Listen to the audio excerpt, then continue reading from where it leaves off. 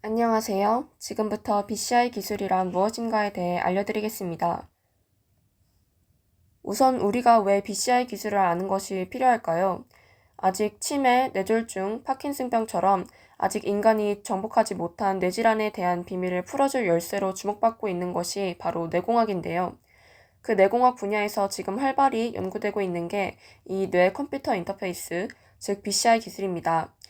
BCI 기술은 뇌 질환으로 인한 제약을 극복할 수 있을 뿐만 아니라 인간이 자신의 신체를 넘어서는 능력을 발휘해서 더욱 건강하고 행복한 삶을 추구할 수 있는 기반을 제공하고 재활치료와 신경보철 및 의료 분야에서도 활용될 수 있어 그 가능성이 어마어마한데요. 지금부터 이토록 중요한 BCI 기술에 대해 알아보도록 하겠습니다.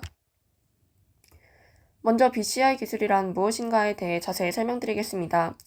BCI 기술은 두뇌의 정보 처리 결과인 의사결정을 언어나 신체 동작을 거치지 않고 사용자가 생각한 뇌파를 시스템의 센서로 전달해서 컴퓨터가 그 명령을 실행하도록 하는 기술입니다.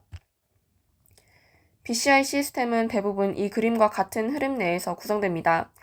측정된 신호는 먼저 잡음 제거, 채널 선택, 주파수 및 시간 영역 선택 등의 전처리 과정을 거치고 특징 정보 추출 단계를 통해 시스템이 사용자의 의도나 상태를 예측하는 데 사용될 수 있는 정보를 추출합니다.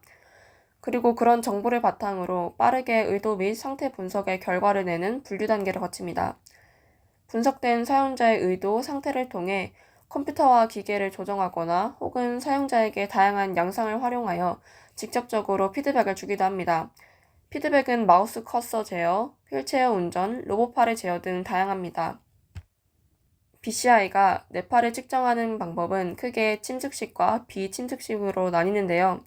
먼저 침습식은 뇌 피질 혹은 뇌 안에서 직접적으로 신호를 측정하는 방법이다 보니 측정하는 센서의 생체 적합성이 중요하게 여겨집니다. 이 방법은 신호의 질과 시간, 공간 해상도는 뛰어나지만 센서의 생체 적합성, 장기간 이식되어도 문제가 없는 디자인과 재질 등 고려해야 할 사항이 많습니다. 반면에 비침습식은 잡음 문제로 인해 신호의 질이 떨어질 수 있지만 인체에 무해하고 준비 과정이 복잡하지 않아 보통 침습식에 비해 선호되는 편입니다. 이제 BCI 기술 적용 분야에 대해 크게 세 가지로 나눠 알아보겠습니다. 첫 번째 적용 분야는 대화 수단 및 컨트롤입니다.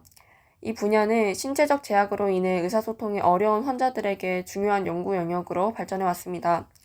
1999년 독일 튜빙겐 대학교에서 개발된 TDD를 통해 루게릭병 환자가 분당 약 0.5자의 속도로 장문의 메시지를 작성한 사례가 보고되면서 BCI 기술을 활용한 대화 수단 연구가 본격적으로 주목받기 시작했습니다. 이후 기술의 발전과 함께 다양한 연구가 이루어졌으며 최근에는 이코그 기반 워드 프로세싱 실험에서 분당 17자의 입력 속도를 달성한 사례가 보고될 정도로 성능이 크게 향상되었습니다. 이러한 BCI 시스템은 단순한 문자 입력을 넘어 마우스 커서 제어, 웹서핑 등 다양한 컴퓨터 조작 기능으로 확장되고 있으며 신체를 자유롭게 움직일 수 없는 환자들의 의사소통 및 환경 제어 수단으로 활용될 가능성을 지속적으로 넓혀가고 있습니다. 두 번째 적용 분야는 재활치료입니다. 재활치료 분야는 뇌졸중과 같은 사고로 인해 신체를 자유롭게 움직이기 어려워진 환자들의 기능 회복을 목표로 발전해 왔습니다. 환자들은 보조기구의 도움을 받을 수 있음에도 불구하고 제한적이더라도 자신의 신체를 직접 움직이는 방식을 선호하는 경우가 많아 재활치료는 필수적인 의료 과정으로 여겨집니다. 그러나 손상된 신경 기능을 회복하여 실제 움직임으로 연결하는 과정은 쉽지 않기 때문에 최근에는 신경과학과 뇌 가소성에 기반한 치료 방법이 주목받고 있습니다. 특히 사용 가능한 근육에서 발생하는 신호를 바탕으로 움직이고자 하는 부위의 근육에 전기적 자극을 가하는 기능적 전기 자극 FES 방식은 손가락, 손목, 어깨 등의 움직임을 반복적으로 연습할 수 있게 하여 재활 효과를 높이는 것으로 보고되고 있습니다. 이러한 연구 결과를 바탕으로 뇌 신호를 이용해 FES를 제어하는 BCI 기반 재활 치료가 환자의 운동 기능 회복을 돕는 효과적인 방법으로 주목받고 있습니다. 세 번째 적용 분야는 신경보철입니다. BCI의 적용 분야 중 신경보철은 손상된 감각 기능을 전기적 신호를 통해 뇌에 직접 전달함으로써 감각 인식을 보완하거나 회복하는 기술로 발전하고 있습니다. 대표적인 사례로는 빛을 전기 신호로 변환하여 시각 정보를 전달하는 인공망막과 소리를 전기 신호로 변환하여 청각 정보를 전달하는 인공와우 기술이 있습니다. 이러한 신경부철 기술은 뇌와 기계 간의 직접적인 신호 전달을 기반으로 하여 감각기관의 기능 저하를 보완하는 데 중요한 역할을 합니다. 인공망막 기술은 광수 형체가 손상되어 빛을 인지하지 못하는 경우에 활용되며 카메라로 촬영한 영상을 분석한 뒤 수술을 통해 이식된 전극을 자극하여 대뇌 시각 피질로 시각 정보를 전달하는 방식을 사용합니다. 더 나아가 빛을 이용해 생체 조직의 세포 활동을 조절하는 광유전학 기술을 시력 회복에 적용하려는 연구도 진행되고 있습니다. 실제로 2011년 미국 남캘리포니아 대학교 연구진은 광유전학 기술을 활용하여 시력을 상실한 생쥐의 시각 기능을 기초적인 수준까지 회복시키는 성과를 보고한 바 있습니다. 다음으로 인공화학 기술은 청각 능력 향상을 목적으로 외부 마이크 장치를 통해 수집한 소리 신호를 주파수별로 분리한 후 뇌에 이식된 전극에 해당 전류를 전달하여 청각신경을 자극하는 방식으로 작동합니다. 최근에는 이러한 방식에서 나아가 뇌 감각 피질에 직접 전극을 부착하여 미세한 전류를 자극함으로써 소리를 듣거나 사물을 인식하는 기술이 대안적 방법으로 주목받고 있습니다. 네 번째 적용 분야는 운동 부처라는 기능을 포함한 전자요소가 상용화되면서 감각 피드백을 제공하는 운동 부처 기술로 발전하고 있습니다.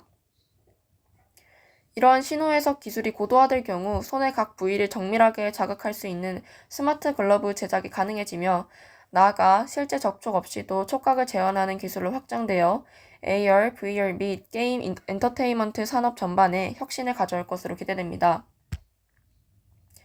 BCI 기술은 뇌와 관련된 기술이라는 점에서 윤리적 쟁점이 또 없을 수 없는데요.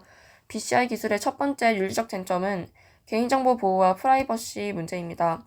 BCI 기술을 이용하면 뇌파 측정 장치를 착용한 상대의 모든 생각과 삶의 경험 및 기억에 들어있는 모든 내용이 수집될 수 있습니다. 기업 광고 효과 극대화를 위해서 또 의료기기 등에서 이 기술이 다양하게 쓰일 수 있을 텐데 만약 이 정보가 불법 유출된다면 정말 큰 문제겠죠.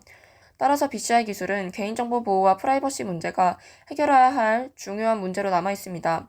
두 번째는 형평성 문제입니다. 연구 대상자의 뇌파는 원래 자극에 따라 뇌파의 형태가 변화하게 되어 있는데 이때 맞게 실험해도 일관되거나 뚜렷한 뇌 패턴을 나타내지 못하는 집단을 BCI 문맹이라 부릅니다. 이와 같은 BCI 문맹들은 결국 따라잡지 못하는 시대의 문화 안에서 또 다른 취약한 집단으로 여겨지게 되는 것입니다. 네, 이렇게 BCI 기술에 대해 간략하게 소개해드렸는데요. 들어주셔서 감사합니다.